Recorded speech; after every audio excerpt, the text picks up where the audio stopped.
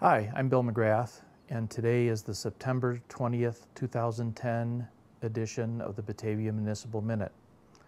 I'd like to talk about two separate subjects today.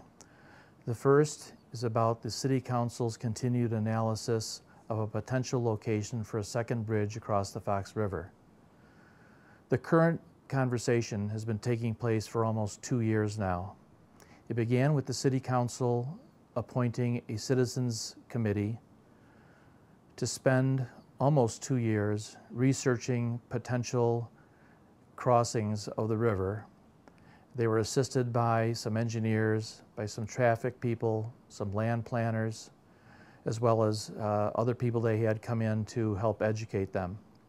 The result of that was a long study, which is on the city's website, in which the group identified several potential river crossings and gave the strengths and weaknesses of each of them depending on what kind of variable one was looking at. For example, they rated each of the crossings in terms of its impact on neighborhoods.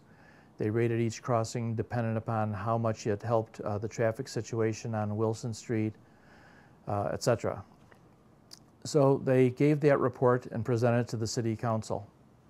The Community Development Committee, which is the committee of the City Council that is leading the conversation, then determined that it wanted some other information on its way to making a determination. The city retained an engineering team composed of a traffic expert and civil engineers to hone down on two of the crossings that the committee felt were the most viable. The crossings are Webster Street connected to First Street and Adams Street connected to Shumway. Now there's a difference between crossings and actual transportation corridors, and each of those two crossings has several corridors attached to it. I won't go into those now, but I'd refer you again to the city's website where the entire report from the engineering consultants is available. There's also a copy here at City Hall and a copy at the Batavia Public Library. Last Tuesday, the consulting group gave its presentation on the executive summary of this report. The Community Development Committee asked a few questions, but since the report is so long, they decided to break until September 28th, and at that time, ask the consulting team more questions arising from the survey and ask the team to be ready to answer questions from the public. We felt that the best way to do this was to have an open house on the topic. So on Tuesday, September 28th at 6:00 p.m. in the City Council chambers, there will be an open house from 6 to 7:30 at which you would be able to talk to each of the engineering consultants and talk about various aspects of all the different river crossings and the transportation corridors. That will be followed by the 7:30 Community Development Committee meeting, where there will again be an opportunity for people to ask questions of the consultants and hear what the committee has to say.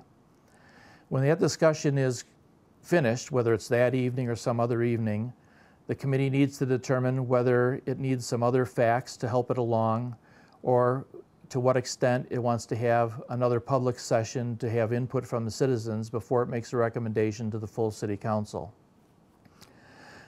One thing that has to be clear, the City Council's made it clear that the purpose for this is not to start building a second bridge right away. It's actually to determine where a bridge would not be located so that we can go forward in improving streets, moving utilities, allowing private property owners to develop vacant property with that knowledge. Because the one thing we need going into the future is certainty. In terms of actually building the bridge, I can tell you with some confidence that unless there was some new source of funding other than our own taxpayers, we don't see construction even being viable for 5 to 10 years. That's due to the current economic crisis, its impact on state transportation funding, and frankly, just the 2 or 3 years it takes to get planning for such a huge project through the whole pipeline. So I think this decision can be made by the City Council relatively calmly, because I don't think we're going to see construction for quite a while. But the decision is still important, and we hope you participate. I'd ask you again to visit the website or go to the library and look at the plans so you can be fully educated. While we're talking about the river, I wanted to tell you about the Fox Valley Marathon.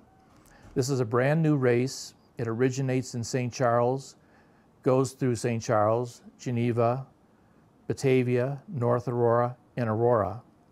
We're lucky in that Clark Island is a place where all the runners will go through and return on each of the 3 races, because not only is there a marathon, but there's a 20-mile race and a half marathon. They have had more than their share of runners. That is, they've filled they're at capacity for the race, which is 1,200 people.